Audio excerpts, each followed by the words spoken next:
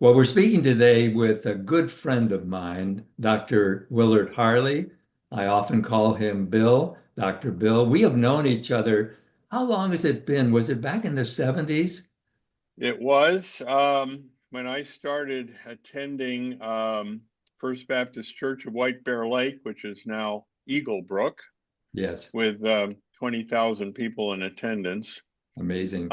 I actually attended when we were in a school, and there were probably 50 people in attendance. And then you came, I think, after I was already a member as a Christian Ed director.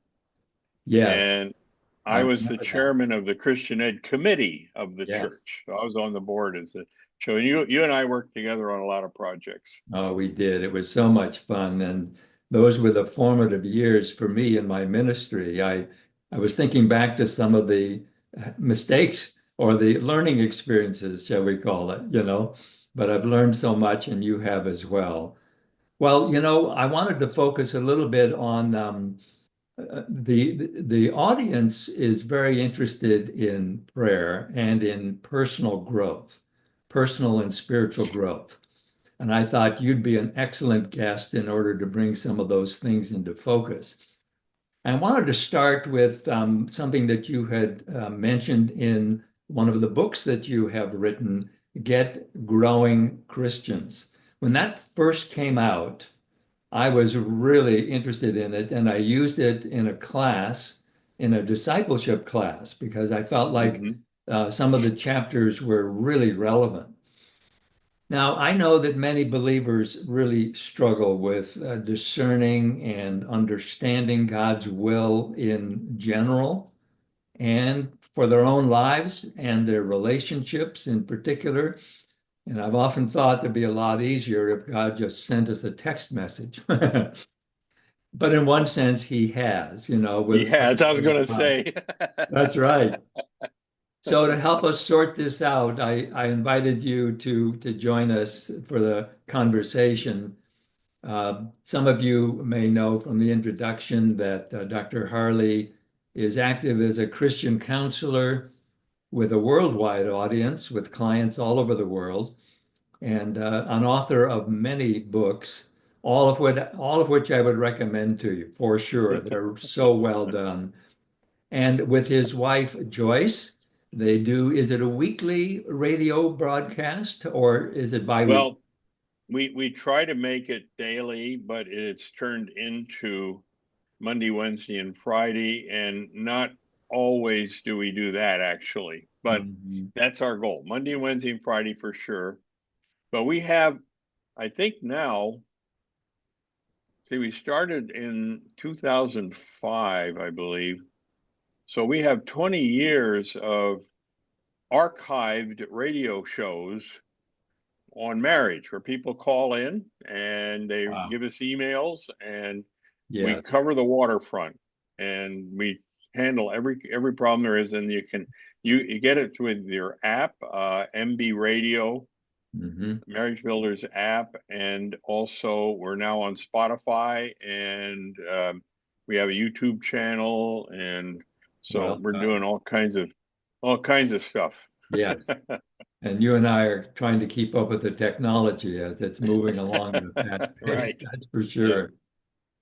Well, listen, for the benefit of the viewing audience and the listening audience, tell us a little bit about yourself, your family, which I know is so important to you. You've just had a great family weekend, and especially how old were you and what were the circumstances under which the Lord really made himself real to you when you came a believer? Well, I was born in Philadelphia, and my mom and dad were originally Mennonites.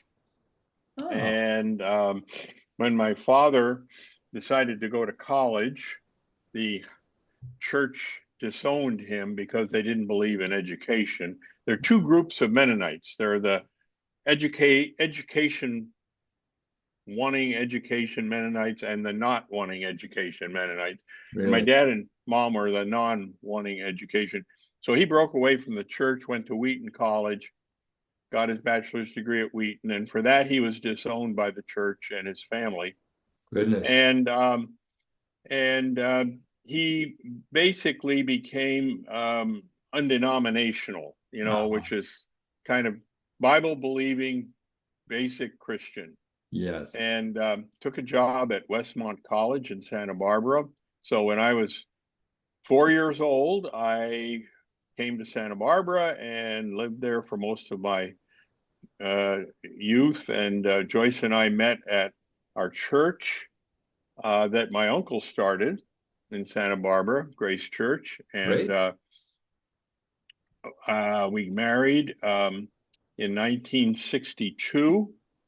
We've been married now for 62 years. So 62 and 62 is, Yes. and Congratulations. Hmm. yep. So we basically grew up together in the church, and I got my PhD in Santa Barbara, UCSB, in psychology. And I started out wanting to do research in missions and in evangelism Hmm. and in Christian growth. Right. And so the very first book I ever wrote is the book you're talking about. And here it is, Get Growing Christian. Yes. Excellent. And it was published by David C. Cook Publishing Company. I remember them. And they printed 1,000 copies and never did sell more than 200. Oh, goodness. Um, and so they threw out the rest of them. And Oh. I have a few copies left. But my daughter rewrote the book